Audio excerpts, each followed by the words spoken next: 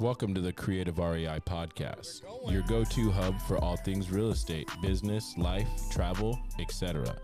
I'm your host, Dante, joined by my co-host, Ed, both real estate professionals on a mission to connect and educate. This podcast is sponsored by PropStream, the most trusted provider of comprehensive real estate data nationwide.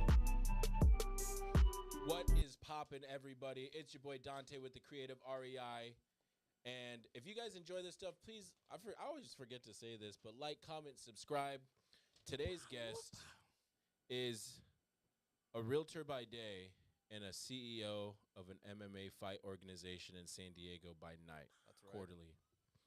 Introducing a dynamic force behind the adrenaline-charged world of MMA, where every punch thrown and every deal sealed is a testament to one man's relentless drive and entrepreneurial spirit. Ooh. Meet the man, the visionary owner of a premier MMA fight organization and powerhouse in the realm of real estate.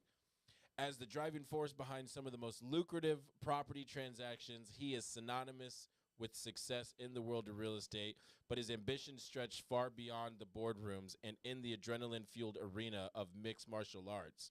With passion for combat sports coursing through his veins, my man is not just a spectator. He's the mastermind behind an electrifying, epic fighting organization. My man, Jason Stewart. Whoa.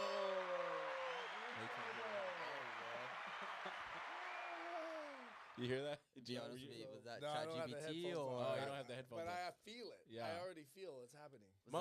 Was that ChatGPT or did you wrote that by yourself? That was definitely ChatGPT. But we were both like, what? I was like, who wrote this?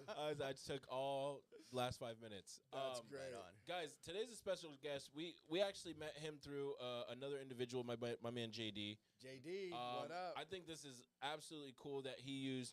I feel like you use real estate to fuel the MMA, or was that just kind of something that came up? Like, it took me 7 years to make a profit in epic fighting, so I had to call it a passion project, or else I just looked completely insane. Yeah, and definitely all of my income came from the real estate. Okay, for sure. Yeah. So let's start with real estate, right? When did you start getting into real estate? How did it happen? So, first time I tried to get into real estate, I knew in front of the mic.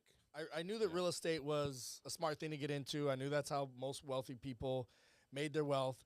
Stocks and bonds never made sense to me. They still don't. I still look stockbrokers dead in the eye and I say it's gambling. Straight up gambling. Like, yes, the economy goes up. The S&P 500 goes up. But unless you got some type of illegal information or some really close to it. Insider trading. It's gambling. Like, come on. Right. And so real estate was the only thing that made sense. I mean, you could leverage it. You could get loans against it. You can improve the price of it by doing things to the property that makes it worth more. It pays you as it's going up. So everyone's like, oh, stock market beat real estate. Yeah, but how much were your stocks paying you per month? While, your house went up 10% and the stocks went up 20, but you were making money every month and getting tax write-offs, appreciation, depreciation. It doesn't even come close. It's not even, Yeah. So I knew a little bit of that, not all of that. So I was 18. I tried to buy my first house. I literally was with the mother of my children, and we were going to Boston Market. Remember those Boston markets? They're still open, aren't still they? around. There was one in East Chula Vista by Southwestern College, and there was like some real estate office. It might have been like a Century 21 or something. And I was like, it was scary. I was this little 18-year-old acne-faced kid, just started like my first semester of college, and I walk in and I'm just like, can I buy a house? And everyone just looked at me like, whose kid is this? Like, somebody get your son, you know? Yeah. And I was super skinny, and and nobody wanted to talk to me. And then this guy who was young, he was relatively new.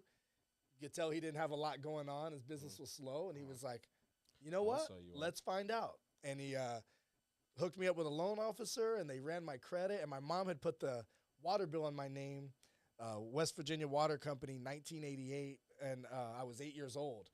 And I was so pissed. They're like, if you didn't have this on your credit, you could buy. Because I had like $16,000 saved up from bussing tables. I was really good at saving. I was a really hard worker. And they said, if you had – no, wait, I think at the time I had $10,000 saved up because I'd spent money buying a Toyota Camry car. So I had 16, I went down to 10, and they were like, if you had 16, the amount I just had, you could put 20% down, and this credit wouldn't matter so much. But because you'd be putting less than 20% down, because back then you could find a condo for $80,000, Chula Vista, you know.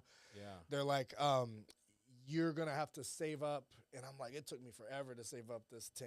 It's going to take me forever to save up $6,000. And so I didn't qualify. I went home and I got mad at my mom and yelled at her, and she was just like, you weren't complaining when you was taking them hot baths. So West Virginia is where you're from originally? West Virginia is where I'm you from. said West Virginia Water Company. Yeah, so I ended up buying my first property when I was 21. And that started my real estate journey, got my license at 24, started helping other people buy. How old are you now?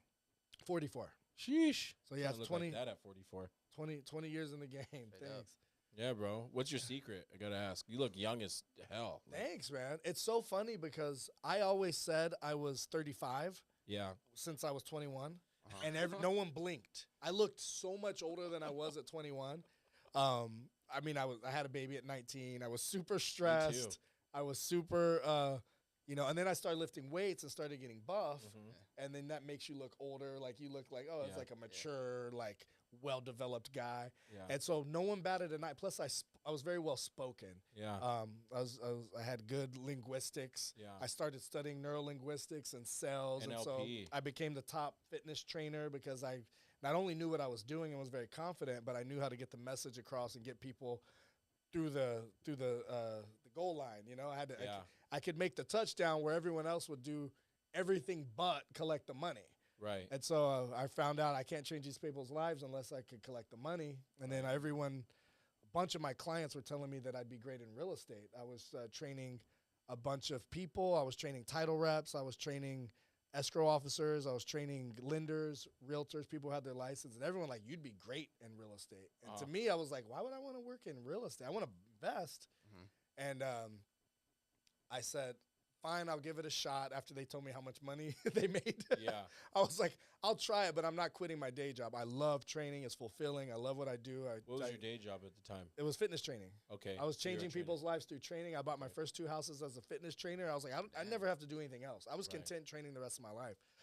And then I helped my first person buy his home, and he got his keys, and he was like, you got to pinch me, man. I feel like I'm dreaming. Like, I never thought I'd own a home my whole life. And that felt so good that I was able to go all in. And I started winning awards, and, any type of contest in the office, I would try to win them. I often would.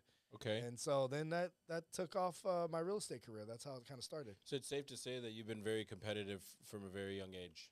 I'm competitive, but I don't look at what other people are doing. So I feel like I do like to win. So, yes, I am competitive. So anytime we had some type of challenge as a fitness trainer, I would always win the challenge. There would be teams, and I would notice, like, okay, it's 2 teams, and if everyone sells one package, we'll win.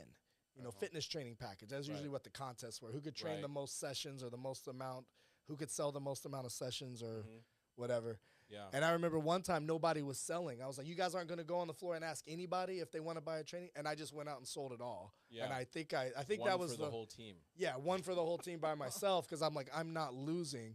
And I remember I broke the record for the most sales at that particular Bally Total Fitness. Still held it till Bally Total Fitness. Yeah, still held the record from the day that they. I didn't know what that is. From the day they closed down, I still held the record. LA Fitness bought them out.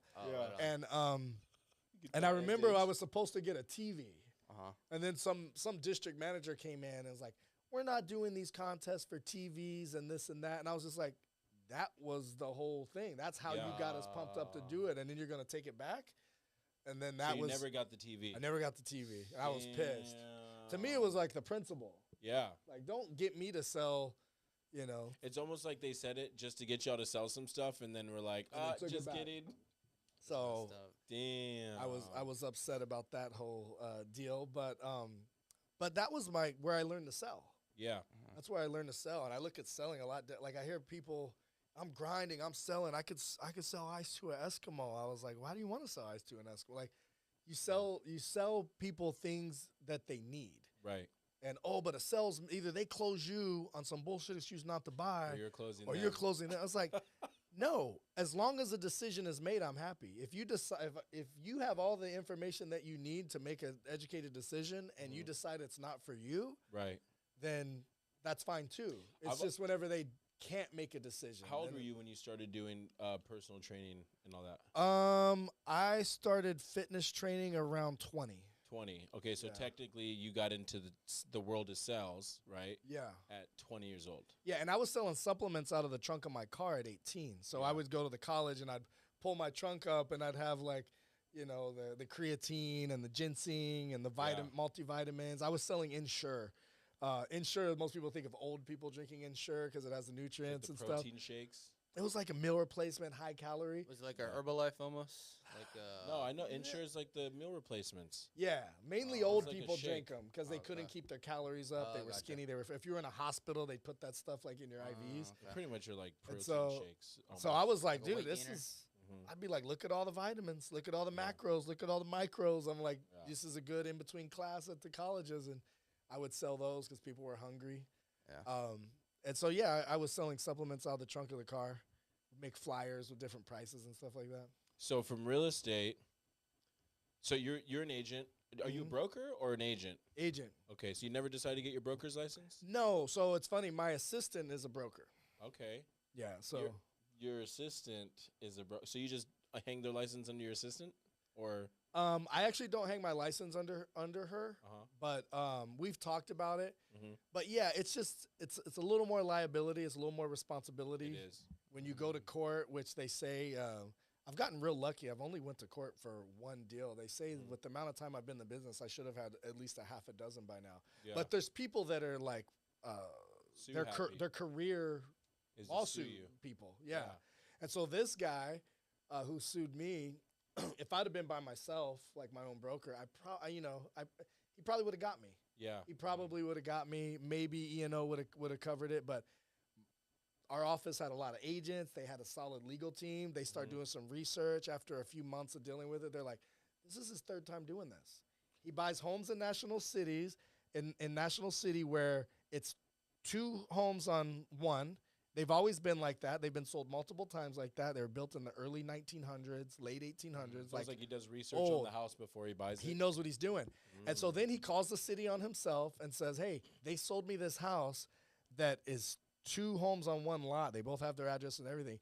But technically, it was never permitted. This was permitted as a garage in 1900. Yeah. And then that was his thing. And then he would, when you go suing everybody, and he starts it off for like $1 million or $1.5 million lawsuit, and then he's like, but we'll settle for, you know. It's always a settlement because it costs more money. Yeah, and some people are like, oh, well, maybe we should just settle, maybe. But when they found out and showed to the judge that he does this for a living, why would he buy the house again and not know if he already bought the same house in the area? So we do a lot of cold calling for our business. And so FDCPA guidelines for bill collectors have certain guidelines where people can utilize that to their benefit to sue companies, right? But we're not calling to sell you anything. We're calling to buy. Right? Yeah. So, but at the same time, it's like what you said. Everything's all part of the settlement process because if it costs too much money to go to litigation, they know that. Yeah. So they just do it for the settlements because they know they're going to get a settlement. That's what this guy sounds like. Yeah. Yeah, and I think they even did. I think they even got like a tiny one, like a $3,000 or something. Yeah. Whatever. But wow. That was mind blowing. That it's insane. So I like a couple things. Number one, your background in sales. One thing that you caught my attention in the very beginning was your neural linguistics. A lot of people don't know about NLP, Yeah. and including people that are psych majors, because I'm a huge fan of it myself. Oh, I feel like that'd be like a required class in psychology. That's what I'm saying. So you're like, yeah, I went to school for psychology. I'm like, oh, so you know NLP? And they're like, what? Yeah. And I'm like, but people don't understand like the power behind this Yeah. actual practice. Yeah, you're building rapport quicker. You're Yeah. persuading people to do what you hopefully you're using it for good. You can use it for however you want. I mean, it could be, and if put in the wrong hands. But people absolutely. use it for dating. Yeah. There's guys out there that know neural linguistics, and you're like, how does this guy get that All the girl? And how does this guy? It's It true. just though. makes no sense. But That's he's true. like making them feel safe and comfortable and this and that because he's using neural. I had a girlfriend of mine teach me a real basic neural linguistic phrase, and I didn't see her for like, man, 10 or 12 years or something. And I ran into her at a Halloween party at the Hard Rock, and I'm like, oh shoot! And we're like, she's married now and all this Yeah. stuff. And then I was like, what do you want to drink? Get whatever you like. Me, I'm just drinking ginger ale. And she taught me that. She's like, you remember? And she's like, yeah, you say get whatever you like me. Right. And then you're subconsciously So- printing you like me. You know what NLP is, Ed? Yeah. Okay. It's like the stoplight. You like. So it's you told auto. me It's, about it's like auto suggestion. You can Right. actually train the brain. So it's like here's a very small amount. You take a mouse, you ring a bell, and you leave food out. And so every time they hear that bell, they know that there's food coming, right? Then you take away the cheese, and you ring the bell. They'll still come They out think it's the because cheese. that's what they've been conditioned to do. So in a way, because us as human beings have been conditioned, there's ways to tap into that conditioning, right? Where it's almost like a glitch. I like to call it a glitch. Mhm. And if you know how to So, tap like- into the glitches, then yeah. Yeah. So like right now, if I was talking to you, Right. you won't notice it. But every time you nod your head, I'm kind of I'll nodding nod my head back. similarly. He's mirroring and you. if you Yeah. notice, my posture is similar to yours. My foot, I'm a little more relaxed. Yeah. Yeah. And so now you feel. Now I feel uncomfortable. Now that you know, Because he you're like, told oh, you, yeah. yeah. Yeah. But if you didn't know, You'd be you like, were I like like, this I guy. can relate to this guy. Right. Yeah. But if you were like this, and I'm like this, explaining everything to you up in your face, Uh-huh. you'd be like, this guy's kind of aggressive. This kind of guy makes me feel uncomfortable. Mhm. And people who don't understand those things, Mhm. to the voice tone, Right. Yeah. if you're talking at a lower noise level, then I bring it down a little bit. If you're talking at a slower pace, I do slower. If you got a little bit deeper voice, then I go a little bit deeper. If it's a girl that you're trying to feel now you may want to feel comfortable, or you may need to be the masculine in the situation, but you might. Oh yeah, that's I like that too. Like I know what you're talking Me about. too. You may- It's called yeah, the Me Too factor. Yeah. Yeah. Yeah. I get So, it, I get it. man, this is cool, man. I like to say that this is kind of like the most interesting man, but like for San Diego. I can see that. My buddy Jay Pro has called me that since he met me. Yeah. You're the most interesting man in the world. That's what he always Yeah, told me. I The can most see that. interesting man in San Diego. I can see that. Okay, so I'll then take that. from real estate to MMA, you now own, is it an amateur or a pro organization? Amateur, Okay. epic fighting. Yeah, Okay. mixed martial arts. Tell us a little bit more about that. Yeah, so we are the longest lasting, the classy MMA promotion in Southern California. We've Yeah. been around since 2010. Okay. And we used to do a show like every 6 weeks, and then I dropped it down to once a quarter. And once a Okay. quarter has served us very well. Okay. Everyone's happy. Our sponsors are happy. Our fans are happy. The fighters really enjoy it. The coaches, and it's everyone tells me, this is coming from other people, the other coaches and fighters and stuff, that it's their favorite place to bring their fighters to. Yeah. To fight. It's the fighters' favorite place to train, and the fans love it. There's no experience like it. We went to Totally. our first epic fight. That was your event. first one? That was our Epic very first fight, one. yeah. And we're big MMA. I used to train back in the day, and he used to box. But we also know at the same time as your event was a UFC event going on in Saquon. And for that event to be still happening, and your building was completely packed. Yeah, so that was interesting because that happened to us before with Bellator, Okay. Mm. and it happened to us before with some boxing promotions. Yeah. And I was nervous about this one, and I was disappointed because Cage Warriors is one of the legit ones, and Bellator. Well, I don't think Bellator exists anymore. I don't know if They they're saw sold the yet. PFL, right? Yeah, Recently? but Got sold. Bellator became legit, but not that it wasn't legit in the beginning. But I remember people would go to Bellator and they'd be like, "Bro, like you see it on TV and you think they're, Huge. But when you go there, they didn't have half the crowd as Epic. Yeah, Like exactly. Epic had way crazier energy and way. Yeah. And eventually, when they got by Viacom, they were just able to kind of. Viacom bought them? Well, no, they got bought by Viacom a long time ago. Oh. So it's funny how people would be like talking to UFC as like, Bellator is the little guy, and Yeah. Dana White's like, what are you talking about? They're owned by Viacom, Yeah. one of the biggest companies in the world. We're the little guy. Yeah. Like, we're nothing compared to Viacom. I've always known as Bellator to be like the competitor to the UFC. Kind of, yeah. They were kind of the competitor. But I would say that the point I was making is when Bellator came, it didn't really hurt us. They weren't as big as they got. They got bigger towards the end. Eventually, they became the biggest. We were the biggest show to ever happen in San Diego. We had a few events where we had 3,000 people or whatever. 3,000. Bellator had never even come close. UFC never even came close to 3,000 when they came. They'd be at the sports arena with 1,500 people. If Dana White came to you with the check to buy it and the price that you wanted, would you sell Everything's it? for sale for the right price.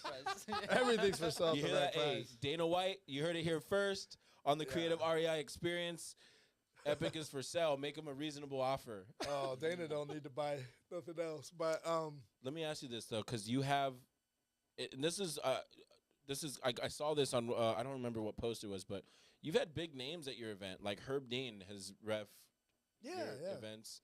He refed an event for us a long time ago, and then just recently he commentated for me. It was his first time commentating. And he did a really good job. He did a really good job, actually. I bet you if once people see that event of ours cut up in those fights on YouTube, he's going to start getting hit. Well, he was a fighter back then, no? With people writing him checks for him to commentate. Because here's the thing.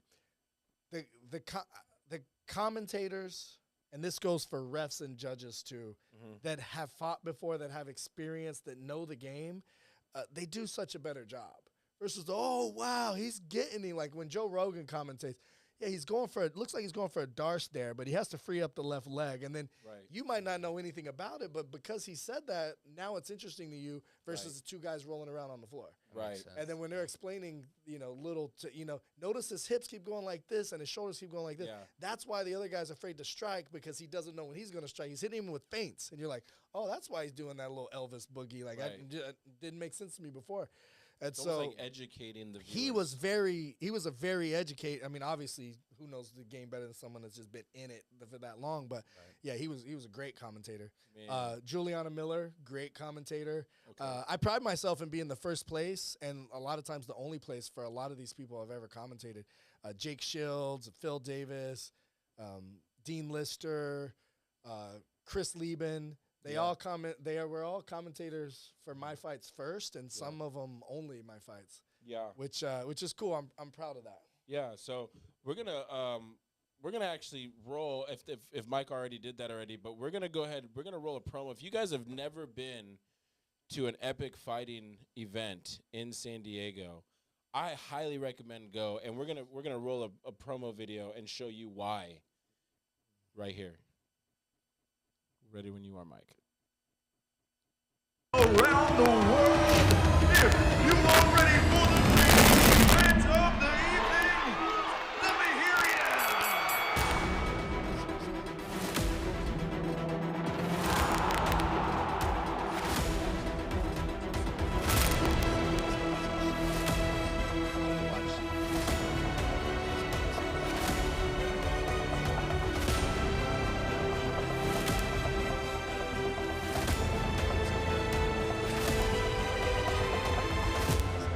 For a lot of people, college football is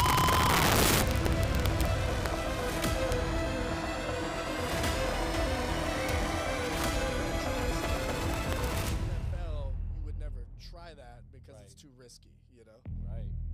It's So another thing too, the fighters, I feel like some of those fights are unfair. Like those What do you guys. mean? Like some of the guys, I'm like, man, he's gonna knock. Like you already can tell based off when they walk out. Yeah, like, they're more confident. They're like Sometimes though that happens and the other person wins. Okay. You know, so I would have say people that bet? there was quite a few. I wouldn't even say upsets. There were some upsets for sure. Okay. But there were quite a few that were supposed to be like, like I had people coming to me that would know a certain fighter and kind of know they did their research on the opponent, and they're like, bro, your guy, like. Your guy's getting taken out on a stretcher. Like, this is not like our guy's about to destroy him. And it would go to decision or it would go to third round, or there would be a couple times where it looked like he was going to get stopped. Yeah. And then he would, like, come back and stuff. So there was a lot of surprises there. Okay. How do you pick those fighters? Matchmaker does pretty much all of it. Harvey's our matchmaker, and he's the guy that stays in communication with the coaches and – you know, I don't have the patience for it. I've match-made a few of my events. I match-made my first one, and then I was in between matchmakers where I had to do a couple. And delegate to elevate.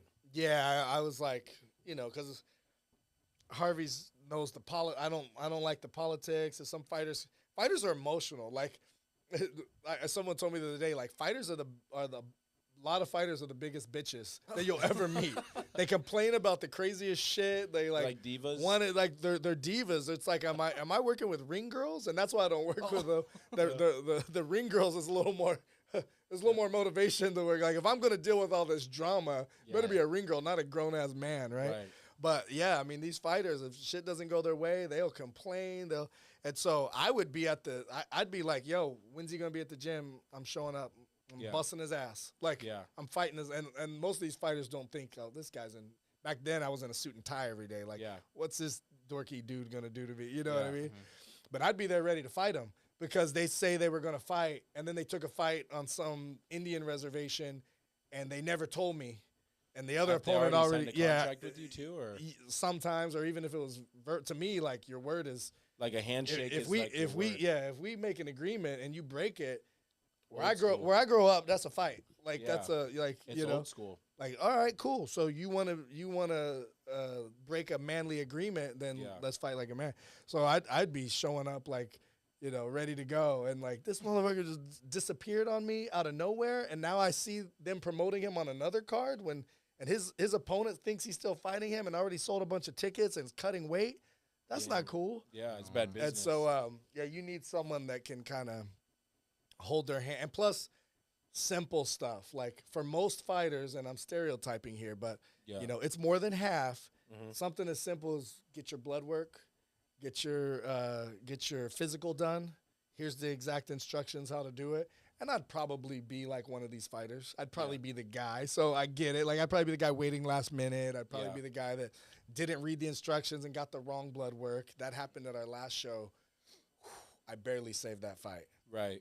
It was past midnight. Y'all saw that intermission? We did that intermission so we could figure out how to save the main event. The main event almost didn't happen. Really? And the main event, sometimes the main event's a ticket seller. Sometimes you know it's just going to be a banger of a fight. Yeah. This particular case, not only did we know that it was going to be a good fight, but both guys sold a lot of tickets. I mean, they had family from everywhere. Yeah. It's like if this It's fight a lot of doesn't, local guys. They're local guys. a lot of local guys. 85% of our fighters are from local gyms. I even seen a couple friends that I knew. They fight at local gyms. It's what's the big one? Victory. He fights for Victory. I think so. There was a couple fighters from Victory. There's 10th Planet. They're every gym. They're from all over. So you train yourself, obviously, right? What do you study? Well, I started in Taekwondo, did 3 years of Taekwondo, and during that 3 years, our master went and started getting, well, he didn't start when I was there, but he turned it from USA Taekwondo Academy to USA Academy of Martial Arts. Okay. So he was kind of like the first mixed martial artist. He got a black belt in Aikido, Kabuto, Judo, Budo, like a bunch of weapons arts and all these different arts. So then he started doing Thursday Aikido classes. Okay. And then they started incorporating a few throws to where, like, you do the Taekwondo block, but from there you're in a perfect position for a head and arm throw. Right. And so I learned some of that stuff, which like a mixture of judo and stuff. Yeah, and Aikido I learned a lot of, and I love anything where you were fighting someone and trying to get them to say uncle. Is that on our neighborhood? That's what we would do. It's like you weren't really mad at him, but you were trying to see who was tougher. Tap out. Oh, yeah. Once I started learning Aikido, it's like, all you got to do is move stuff where it's not supposed to go. Yeah. This ain't supposed to go that far. This ain't supposed to go that far. The human This ain't- body. Yeah, this Learning how isn't supposed to the human go this far. Yeah. And so I was like, I just started making up my stuff. And then I was getting everybody to say uncle with the few moves I learned and a bunch that I made up. And then I wrestled. When I wrestled, I realized that I pinned everyone with a half Nelson. That was like one of my really common pins. And that half Nelson, because my arm was skinnier and I was flexible, would turn into a guillotine. Yeah. So I was choking people out with my half Nelson. And then I was good at getting the back through wrestling. So once I learned that choke, and I had a really mean guillotine. And so I was doing pretty well at that. Yeah. And then I started doing a little bit of jiu-jitsu, and it was like, holy crap. Yeah. A lot of these are actual moves. I thought I made them up. Yeah. You know, there's technique to it. But before I even did like legit jiu-jitsu, so I did taekwondo, wrestling, and then my dad got me in boxing. Okay. When I would visit here in the summers, my dad, he would take me to boxing at Spud Murphy's gym downtown. Okay. So that was like a lot more nitty-gritty than the taekwondo type gyms. You know, it was like, oh, I'm 13 years old, 12 years old with a bloody nose. Like, I'd come every day I sparred, my whole shirt would just be pink. I'd have a white T-shirt. For a long time. Yeah, and then I did wrestling through 1 year at junior high, 3 years of high school, and then started doing some jiu-jitsu and Muay Thai, and then started learning some judo. And so how did Epic Fights start? Like, Epic Fighting was I was doing a free workout, so I'm doing real estate. Okay. And I had learned about Parkinson's Law through 4 Hour Work Week. I was reading that book on repeat. And Parkinson's Law is kind of the inversion of Pareto's Law, which is the 80-20 rule. Right. And Parkinson's Law says that your task will swell to the time you give to it. And then they were just starting to do, now they have a ton of studies on it, that like if you take an hour off of someone's workday, they're actually more productive. You know, instead of an 8-hour day, now a lot of countries have standard 6-hour days. Yeah. And so I found myself working in the office till 9, 10 o'clock. Yeah. One of my ways to get out of the office and give back, because every successful person, I was always ambitious, reading a lot of books, following successful people. Every successful person had something they did to give back along their journey, right? Yeah. So it's like, all right, well, you can only give back what you're good at and your strengths are. My background was fitness training. Okay. So I'm like, all right, I'm going to do a free workout, 6 o'clock, Monday through Thursday, my house. That forced me to get home by 6 o'clock. So any work I had to get done, I had to do it as fast as I could. Held you accountable. It held me accountable. And then people would just show up at my house, be friends, and then they'd invite friends of friends. And then a neighbor would invite other neighbors. And there'd be anywhere from 5 to 25 people. Just word of mouth. Any given. And I wasn't charging. This was just my give back. Nice. And everyone would be like, what can we do for you? Like, don't worry about it. This is my give back for you guys. Pay it forward. Yeah. And one of the guys who was coming all the time said he came with a neighbor. The neighbor's like, you got to meet this guy. He fights. He's training to be a Navy SEAL. He's in the Navy. And I had mats at my house where you could roll and stuff like that, punching bags, the whole thing. And he wants to do a fight promotion. Yeah, invite him. So he starts trying to pitch me on doing a fight promotion. I'm like, that sounds ridiculous. Start off as like Fight Club. Yeah, I was like, I would never do that. He's like, well, I'm doing one in Albuquerque. I hear you have the connections here. You have the real estate experience. You know how to negotiate. You have access to the gyms. And he's like, me, I'm learning all about the insurance and the bond and all of this stuff, like logistically on how to do it. Yeah. Which none of that really applied to California because he was in New Mexico. But he asked me 3 times different workouts to do the promotion. And I said, that's ridiculous. I'm in real estate. I got a family. I don't have time for all that. And the third time, because I'm reading this 4 Hour Work Week, and he says, if you want to start a business, follow your passion. He's like, but everyone says follow your passion, and most people don't know what the hell their passion is. So follow your free time. And my free time, the only sport I watched was UFC, maybe boxing. The only workouts that I enjoyed doing outside of like weightlifting and stuff was MMA type stuff. I'd like to take a boxing class or jiu-jitsu class. I was training my daughter at the time, so we got to go to any gym we wanted free because my daughter was like a little prodigy who was winning all these tournaments and stuff when she was like 9, 10 years old, beating the boys.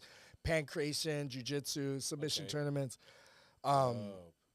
And then she started. This is your oldest? This is my oldest. Then she started wrestling in high school. She started pinning boys. She made it to state every year that she wrestled. That's dope.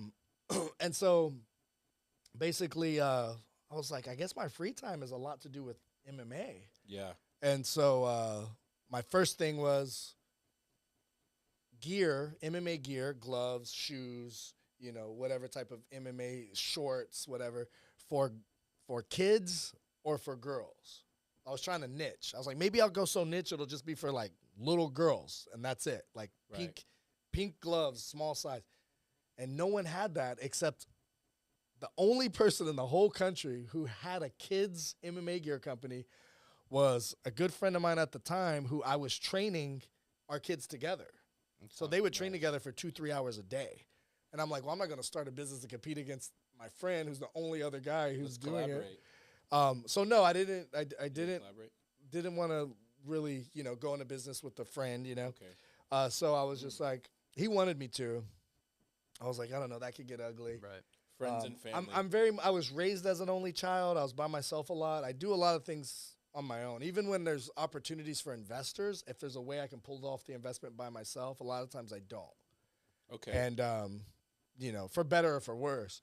And so the third time he asked me, I was like, maybe that could be that thing where I follow my free time, and then that'll be my side hustle.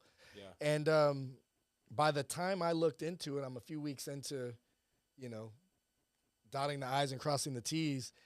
Next thing you know, I got a website. I got all these posts going on social media, Facebook, and posters are designed and fights are being announced. And he did his show in Albuquerque. He calls me. He's like, I don't see how I could add any value. Like, your shit looks dope. It's going to be way bigger than mine. He's like, I'm here for you if you need me, but congratulations, man. You built a company in the last, 4 weeks. Did you say that it's your networking and connections that kind of helped with it, or what do you think contributed? I think it was just my hyper focus and kind of extremism to where it was just like I was all in on that one thing, and it was find a way or make a way. Yeah. I can't think of a whole lot of connections that really helped me out a ton, to be honest. I had friends that definitely helped me out a ton. Like they were just there for me. They were helping me put up posters and flyers and all that type of stuff. But there wasn't many connections. I remember I reached out to Cole Casey, attorney here in San Diego. He's kind of semi-retired now. And I was like, I got to pitch something that's going to add value to this guy. And I got him to give me like $2,000. And that was like the world to me, you know? It was like, and so after I had already spent my last, I only had a few $1,000s at the bank at the time. Yeah. I don't remember why, but I ebb and flow because I'm an extremist, right? Yeah. And so I was like, okay, I spent like $3,000 on the website, on the flyers, on the posters, and stuff like that. And I got a call from a guy who I respect in the industry, and he had his own grappling tournament, and he had started his own MMA promotion. He's like, I love what you're doing, and I know you do real estate, so you probably have the pockets to succeed at this. I was like, what do you mean the pockets to succeed at this? He's like, well, you know, everybody loses between, you know, $20,000 and $50,000 on their first show. And then on your second show, you lose, you know, maybe 10 to 30 and maybe the same. He's like, and if you do really good at this for enough shows, maybe by your 10th show, you break even.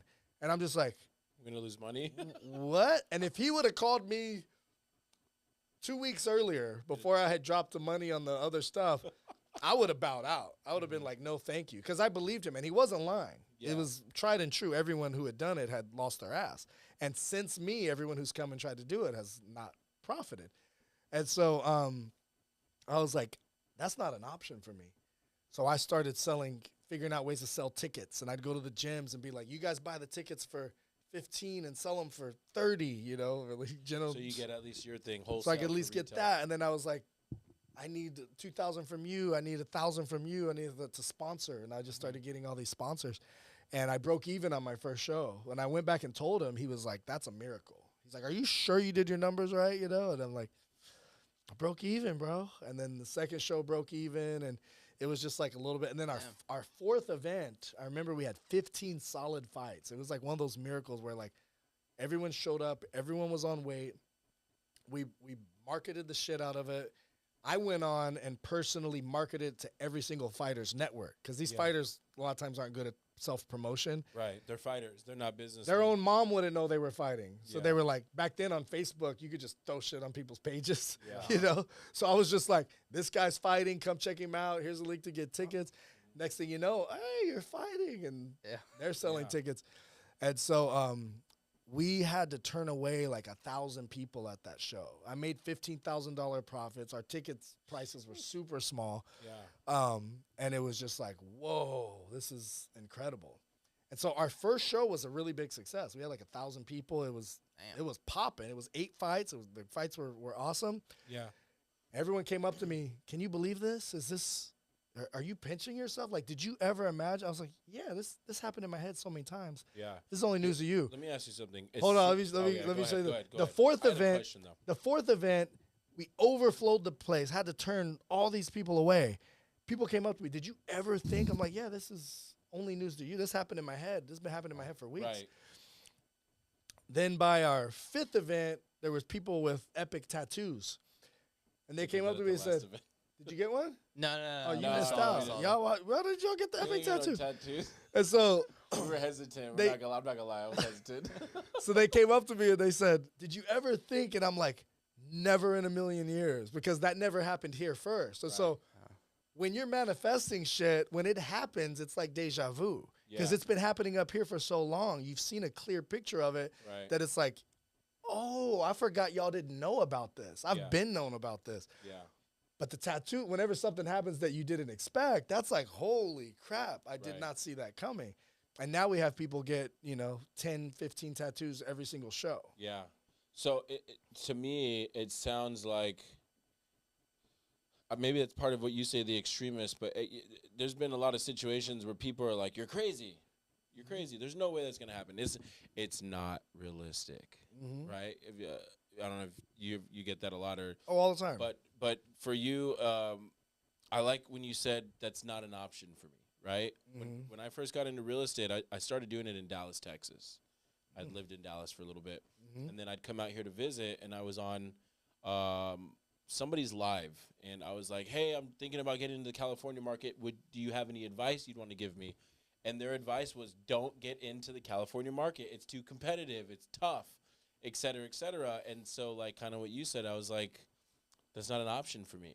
That's not the answer. I guess it wasn't the answer I was looking for, right? I was like, I'm asking for advice, not your opinion, right? Yeah, right. And so there's this, actually, I think it's Jay-Z. It was a Jay-Z video, and he goes, no, just because somebody can't do something, they want to tell you can't do it. So it's like, no, you can't do it. And so what I love about kind of like what you do is you transitioned something that obviously made you a decent amount of money and into something that was a passion of yours that somebody told you couldn't make money off of it for a few years, right? That's what they said, a few years or a few fights. Yeah, they said it would take a lot of fights to break even. And you did break even on your first one. Broke even on my first one, and then, and to his point, though, I was basically make 5,000, lose 5,000, make 10, lose 10 for 7 years. So, like, when you look at the whole 7 years, it was basically a break even. Okay. And a break even when you're putting that much time into something is not really a break even because your time's not free. Right. So, there was a big time investment put into it, and there was how many real estate deals could you have closed if you'd have taken that time away from Epic and put it strictly to real estate? Right. But Epic is cool. Epic is more fulfilling. Yeah. If I was just a real estate guy, you might not have me on the podcast, but you saw the Epic, and it's cool. And that's how it was when I first started Epic. Yeah. I was on the news. I started doing a weekly segment on the American Dream Show. Yeah. I was on radio all the time. I was on ESPN radio. Everybody wanted to talk to the guy who created this cool thing. Right. Profit or not, it's cool. No one cares. Like I went to it. I had this experience. Yeah. How did you do that? Yeah. Well, so let's switch over to real estate for a second. What do you do now? You own property, you do fix and flips? So I'm in escrow on a property that I'm closing. I Airbnb'd it for like a year or two, and right here in Dictionary Hill. I've got 4 properties in Detroit, which I talked to a realtor today. You buy in Detroit? I buy in Detroit. I'm going to try to sell these 4, and then I might buy some more over there because we get deals sent to get deals sent to us. We have a community. Yeah. And the community sends us deals all the time. Yeah. So you guys wholesale your deals, a lot of them. We don't like wholesaling anymore. We know You like to. we do Novation. So Novation is a newer. It's like wholesaling on the MLS, Yeah. but we don't list them ourselves and broker the deals. We hire realtors to sell the deals for us, and we pay them a commission. So what we've done, and I'm not going to take the credit for this because Novation's been around for a while, but we bridge the gap between investors and realtors. Right? You get one side that says, oh, wholesalers and investors just want to take your equity and lowball you. And the other side is, oh, realtors are just glorified babysitters who want to make their commission. We took that gap and we bridged that, right? And so wholesaling's, in my opinion, I'm not going to say dead because we still do assignments. We're about to do one, right? We're about to do, we're actually about to do like 2 or 3 wholesale deals. Yeah. But, I'm putting a deal in escrow today of a wholesale. Oh, right. on. So you wholesale yourself then. No, we're buying the whole. So You're buying the I was whole- gonna buy it, and then I have a friend of mine who is more liquid than me, and I've helped him buy like 30 something units, I think, at this point. Okay. So this is a 6-unit deal, but it's actually 3 units Right. that's zoned for up to 4, so you could build more. So there's a lot of opportunity there. Yeah. And so, Have you done We're development gonna- yet, or is this your first one? well, he's going to be the one doing it. So I just Okay. kind of pawned it off to him. Okay. But I was really close to doing it myself. If my Right. deal would have closed on my own house, I'm selling Right. one of my houses. If it would have closed last week, I'd have done the deal because Right. I'd have had a few $100,000 extra liquid. But Okay. because I don't, I was like, I don't want to take that chance of ruining my relationship with the wholesaler and I Right. not close on time. Right. I just gave it to him. So what we do is we've created a community where essentially we're the acquisitions. Okay, so our company is the acquisitions, and whatever comes into acquisitions, we pretty much cherry pick, right? So we have a triplex I bought in Oceanside. You've heard of New Western. If you know wholesaling, you've heard of New Western acquisitions, no? Okay. Maybe. Okay, so they were wholesaling this deal. They couldn't sell it. Mm-hmm. Another wholesaler brought it to me, still wouldn't sell, was listed on the market twice. Nobody could sell this house because they had 2 unpermitted units in the back. Okay. So I said, well, let me talk to the sellers. Great. So kind of like you, my background sells, but I started selling phones in the mall when I was 18, right? Remember those guys? Mm-hmm. So that's how I started off. And Yeah. That's rapid repeat sales. Yeah. yeah, well, the saying was, if you don't greet, you don't eat. Right? So you had to talk to people and say hi. So I talked to the sellers. We end up negotiating. They're like, we just want our money out of the house. I'm like, all right, that's fair, but I can only do that on my terms. So we bought the house for $975. It's worth maybe 1.1, 1.2. Once we get it permitted, it'll be worth at least 1.4. And we got it for 0 money down. And we just took over the payments. We furnished, the house was turnkey. We just furnished it and put in some renters. And now it's cash flowing like $10K a month. Our payment's like $54.34. Instant cash flow. So while we're trying to do the permitting and get the permitting up to code, we're cash flowing about, $4 or $5 grand a month. Okay, so those are, and this is the reason why we're called the Creative REI, right? We do super creative deals that nobody else wants to take on. And so I'm like, And so are you guys, are you guys going to get the units permitted? yeah, that's where we're going through the city of Oceanside And right who's now. fronting that cash? You guys are? I raised the money for that and brought on partners. So you're like the lone wolf, right? You'll try to do it on your own. Me, I don't mind raising capitals and bringing on partners. Well, I've had to bring partners on, like Right. for a few deals. So yeah, Yeah. I've had to do it, but whenever I can get away, like I'm buying an island in Belize, which we could talk about next. Yeah. And it looks like I'm gonna have to bring on one more partner.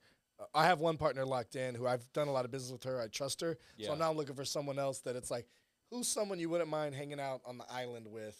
Because you guys are gonna Yeah. own it. Right. But it's I'll give you the details on the So island. we have, that's funny you say that because we just did Rosarito. And I have a friend, she owns a beach house in Rosarito near Playa El Bebe. I don't know if you know where that is, but it's Baby small. beach in English, right? Yeah, El Bebe, yeah, Las Bebe's yeah. baby. It's a local beach in Rosarito, and she's right on the water, like right I on love the that. sand. I'm trying to lock one in over there too. I have one for you then if you Really? want. Yes. So Ooh. hold on. Let me. Woo. This give hey, stay A tuned. live We're about to deal. close some deals right now. We're gonna close a deal this is live. this is what we brought him here for. No? Yeah. No. Okay. So, my friend owns an Airbnb there. They live in Temecula, Marietta area, and she owns Airbnbs like Wine Country, Rosarito. She's got another one in Florida, and so we've done deals with her. She helped me out with one of my deals in Florida because I buy in Florida, Texas, California, and so we built a relationship. So every time we go to Rosarito, she hooks it up and we get, we don't have to pay the Airbnb fees, and Nice. kind of like what you were doing when you were promoting your Coronado one. Hey, I'll give you a discount. So she did that. We end up meeting the neighbor next door. Well, I'm from Oceanside, right? Born and raised. I'm a local. It's super shitty, I know. But I was 19 when I got it. Yeah, so I end up meeting the neighbor. He's from Oceanside. 76-year-old man, had a crazy cool life, was a Marine. He did drag racing back in the day. Dang. Built his house 15 years ago. Took him 3 years to do it. I walked this thing. It's 6,100 square foot. The very first floor is his man cave, but it's 2 bedrooms, 2.5 bath. You can seal that off and turn it into its own unit.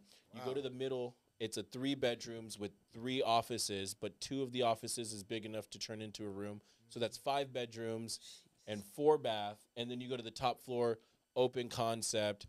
They have their master bedroom looking at the water, all like almost like panorama view. And then my favorite part, I'm weird like this. I like baths. And so That's so dope. the bathtub is facing the water. So like taking a bath, sunset. Like I love butt that. naked, like looking at the water. And they want $800,000 for it. I want it. Sold. Sign right here. I want it though. Take it. Hold on, can we Get kick the it DocuSign in going. Rosarito though? Would we have fun together in Rosarito? Yes. Okay. Well, so they're down there, and it's funny because Wait, so this house you just described is the house for sale, is the one in Oceanside? Rosarito. Oh, he owns it in Rosarito. The guy's from Oceanside. I thought you meant that house was in Oceanside. I was like, what are you talking No, about? the house- 800,000. No, that house in Oceanside is we bought that for $975. And Really? I got it for 0 down, but I wanted to raise money for holding costs, the permitting. So I brought in some partners for a percentage of the home.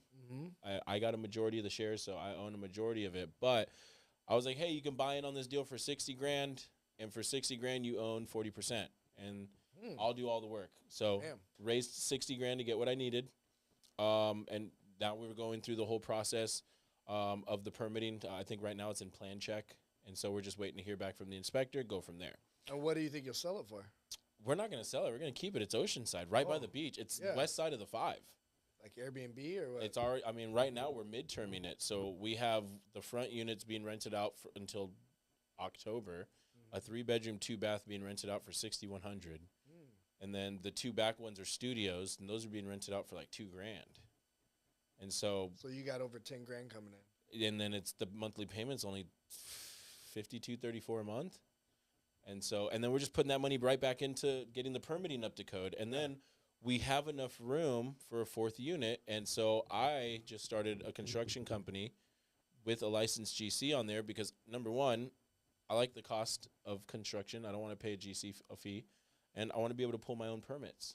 So I'm going to be doing ADUs very, very, very soon in San Diego. So construction's my thing. I got my whole thing. I started off in the very beginning. I started off doing wholesaling. Wholesaling led into fix and flips, and then fix and flips led into sub 2 creative finance. And so when you start doing sub 2 and creative finance, we're picking up interest rates at 3 or 4%. I don't want institution money that's like 7. Right? What's institution money right now? It's like 6-7%. 6-7%. Yeah. Why am I going to do Or that? hard money, 10 to 12. No, I didn't have a good experience with hard money, so I'm kind of like, unless it's a killer deal, I'm not going to buy it, unless it's on sub 2. So we've been taking over like 3 or 4 deals recently. Like we got one in Port Richey, Florida. We're just taking it over, and it's like a 3% interest rate. We got the one that we have in Oceanside. So you just take over the payments. You just take over the payments and get. So I did that recently, and a couple of the things that challenges I ran into is, I put the house under my name or my corporation, right, and then I'm making, and I paid them out. So I paid them, $65,000 up front. But the deed's transferred to you now. But the deed's on me. Right. But then they were like, after trying to make payments for months and months and months, they say, okay, we finally got your loan mod approved, but the only catch is she has to be on title. The seller needs to sign off. She needs to be the only one on title. I can't be on title. So that was a little scary because I had to sign it. So I had 2 deeds made. I had one where she's signing it back to her name, and then another one that I'm going to have for when I'm ready to file it of her putting it back into my name. Okay. So I put it into her name, got the loan mod approved because they wouldn't even let us make payments and they were going to foreclose on us. Yeah. And so I said, okay, now can we make the payment? Make payments? They wouldn't allow any payments to come in until there was an approved loan modification. And they couldn't approve the loan modification unless it was in her name. Yeah, they had went through a bunch of different things and got away with not making payments. Like they finessed the system. Yeah, which is cool, you know. And so once it got to me, I was just like, other things that happened. So the people watching will learn from my mistakes. Is they said they owed $490. Yeah. Called the bank. Yeah, $489. They owe $490. Cool. Yeah. Talked to the bank several times. You sure that's the payoff? And like, yeah, $490. Cool. Buy the house, give them their $65,000, put $70,000 into it, furnish it for another $25,000-$30,000. Mm-hmm. Start putting it on Airbnb for now. Yeah. And then I talking to another person on the bank trying to get the loan mod approved, and I was like, so is the $490 still $490 or is it higher because we're not making payments? They're like, no, it's still $490. I was like, I've owned this property now for several months, and you guys keep telling me that you own $490. They're like, yeah. They're giving you the loan balance. No one could tell me why. I asked this multiple times. Then I got one person on. I was like, so the total I owe is $490. So you stopped accumulating. They probably qualified for some program where they're not going to keep adding to the back. No. They're like, well, no, it's the $490 plus arrears. Mm-hmm. And I was like, arrears? I thought that was included in the $490. Like, no, there's an extra $145,000. So $490 went to $590. My profit was going to be just over $100,000. Real estate. But now I have this $145,000 to pay off. So now I'm losing money. Yeah, you're going to have to hang on to it. So I finally get it into escrow just recently, and I'm like, I just need to get some of my money back. I'm going to take an L because I put a bunch of money into it. No. It's not an L unless you sell. Mm-hmm. Keep it. Keep it if you can. We had a similar deal in Florida. Then I go to sell it, and I said, yeah, so, the solar payment is $175. We'll transfer that over to the buyer. Nope. It's it comes before the first lien because it's on the taxes. That has to be paid off $28,000. Yep. So now I'm getting hit for solar is before the first lien? It's before because it's on the taxes. Taxes comes before the first lien. And what they did, which was genius for these companies, they told everyone, free solar, costs you nothing. Government program. Yeah. Government program. What they don't tell you is the government program, you qualify. No one services this damn solar. You can't get anyone out there to do anything to it. Mm-hmm. It's not working. They blame it on the electrician. The electrician blames it on them. They blame it on SDG&E, whatever. Yeah. And then when you go to sell, you have to pay all of it in full. Yeah, so you can't even transfer it. Would you say it's a scam, solar? I mean, I think solar in itself is great, but I think a lot of these were scams. Like a lot of these people would do these leases and stuff like that. Yeah. It just sounded better than it was. Right. So, so I had a similar deal in Florida, Wamama, right outside of Tampa. Mm-hmm. It was a sub-2. They were behind on their mortgage. Yeah. They were behind on their mortgage. It was only $25,000 though in arrears, and they just deeded it over. The seller walked away, and they just have it, gave him a little bit of cash to move, et cetera, et cetera. Mm-hmm. And so I go to call the company to pay the arrears. They're like, oh, it's going to be $35,000 because of the fees. And I did loan mods when I was 20 years old for a loan company in Mira Mesa. Mm-hmm. That's how I got into real estate originally. And so I had just happened to ask when they told me what the arrears were, because I'm like, damn, I'm expecting to pay $25,000. Now I got to pay $10,000 more. Mm-hmm. I was like, is there a loan modification that's been done on this property yet? And he's like, no, not on file. I'm like, oh, I already know it's going to tack on the back of the loan. I know how the loan mods work, but to go from like $25,000 to pay off the arrears to no K, right? Which is essentially what happened. So I ended up going through the loan mod, got it approved, got a hold of the original seller. I don't think we've even filed the deed yet. We got the deed signed, but it's not filed, so it still shows. But what happens to that $35,000? You still have to pay it eventually. Put it on the back of the loan. They put it as a note. They put it as a promissory note and a deed of trust as a secondary. But it's that only benefits you if you're keeping it, right? I am keeping it. It's, okay. It's a rental. Well, then that's beautiful. Picked up a house for free. Why not? Yeah. Yeah. So Well, that's beautiful. Yeah, so did the loan mod. Don't have to pay the arrears. Thought I was gonna have to pay $25K in arrears. So and then we're disappointed for having to pay 35, and then you're excited you have to pay nothing. Exactly. So now the money that we were gonna use for the arrears, we now use for furniture. We're gonna go ahead and do midterm. Midterm, in my opinion, I like it better because lesser overhead, or no, not overhead, lesser turnover. Less turnover than Airbnb. Airbnb, you got the turnover. You got to clean it every time. Yeah. You're talking about like traveling nurses, that type of thing? Traveling nurses. One of the ones we have is somebody had a contract from UPS, and they're doing a UPS contract it was originally 2 months, then they extended it. I'm telling you, I got a guy, if you want to look into it, because essentially you get almost double market rates. We get almost double market rates, and you don't have to do as much cleaning up, not as much cleaning ladies. So I love that. Yeah, midterm. And then another one, my friend. My Airbnb wasn't even paying market rent the last few months. Well, so my friend Vivian, shout out to Vivian Yip, she started a company called Hestia, which stands for the Greek goddess of hospitality. We're going to go over, Mike. This is a pretty interesting guest. So the goddess of hospitality is Hestia, and so she's got a platform. Have you ever heard of Furnish Finder? Furnish Finder? No. Yeah. Okay, so Furnish Finder is kind of like what for traveling nurses, but the cheaper brand. And so she does midterm rentals, but for insurance companies, and the insurance companies will pay almost triple market. Oh, yeah. So I have been looking into. So I got a girlfriend of mine that was doing that. Yeah. And I had a property in Fallbrook that I was going to try to keep it. I ended up selling it. I had to cash out. Yeah. But I had like $500,000 tied up in that property. I needed to get it out. But I had one that was furnished, but then it was on Airbnb, and then the one that I'm selling now is on Airbnb. And then she would call me every time I would have like an Airbnb guest or something would happen. Right. Or like the top one, I got it finished, but then I didn't have the money. It was like a really big house in Fallbrook. Yeah.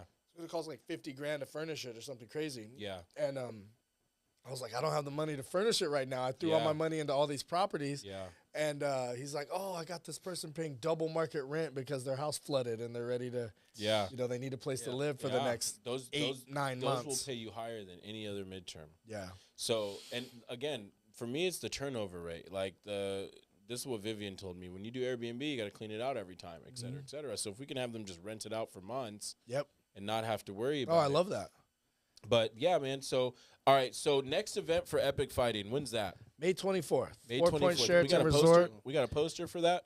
Yeah, we always have it at the 4 Point Sheraton, and we do them quarterly. So you got February, May, August, and November. So all of them are on our website. Yeah. You can get tickets now. There's that code there, early bird, to get you the cheapest discount. Is it the cheapest tickets right now, or is that what they're the cheapest now? The cheapest is the night of the event. Ah, so they're not cheap anymore. But I don't know if they increased the price yet since the night of the event. They're supposed to. I'm gonna tell them to. But there's 4 price increases leading up to the show. Okay. We used to do a little bit like every week. And now it's just like 4 price increases and then the door price. Okay. And so the door price, you pay a little bit more. You're not paying the fees online, but you pay a little bit more. Well, so we saw them. It's $80 for general admission. $80 at the so if you want a tip, if you're a hardcore fan, but you don't want to, if you don't necessarily have that urge to climb the social ladder and be around all the celebrities and the millionaires that you can network with, get front row preferred. Front row preferred, you're still going to bump into some of the people at the tables, but you're guaranteed to be at the front of the preferred, and it's only like a little bit extra than the regular preferred seats, which are kind of first come, first serve wherever, but you know you're going to be at the front. So I say get front row preferred. General admission, I don't highly recommend because it's standing room only. Right. So at least get the preferred or front row preferred, So where can these people go to find those tickets? EpicFighting.com. EpicFighting. And our Instagram is at Epic Fighting. And at Epic Fighting. And then it's worth it because we were really at the front where the fighters were walking in. That's an experience. That's an experience. So there's opportunity. You see the sponsors that are on there. So there's opportunities to sponsor. One of those sponsors just recently dropped off, and so we have that one available if someone wants to jump in on it. There's a slot for sponsorships if you guys want to sponsor. Slot. They get their logo on all the fighter shorts, on the cage. They get this fight brought to you by their company, the step and repeat. Yeah, we give away every business person we talk to is like, you give away way too much for what you charge. And then you can get the permanent VIP where you have your name on a plaque and you'll have your table there every time. It's about a third the cost of the sponsorship or less, Yeah. actually like 20% or something of the Yeah. sponsorship. But you just don't get all the advertising and the bells and whistles, but you Right. still get to sit there with those millionaires, which is cool. Right. Yeah. Well, you heard it from the man himself. If you guys are interested, go ahead and follow Epic Fighting or go to epicfighting.com. Thank you guys for watching. Like and subscribe, and we are out. Let's get it. Bro, we normally go 30 minutes. That was a pretty. How long was that? That was like an hour. 10. Oh, We went over. We typically go 30, but if it gets interesting, it'll go. Oh, that's I think our longest was 2 hours. Yeah. Tina.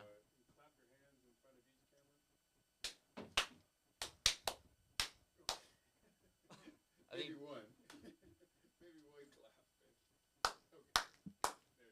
there you go. Oh, there's Sophie's on here. Yeah. Yeah, bro.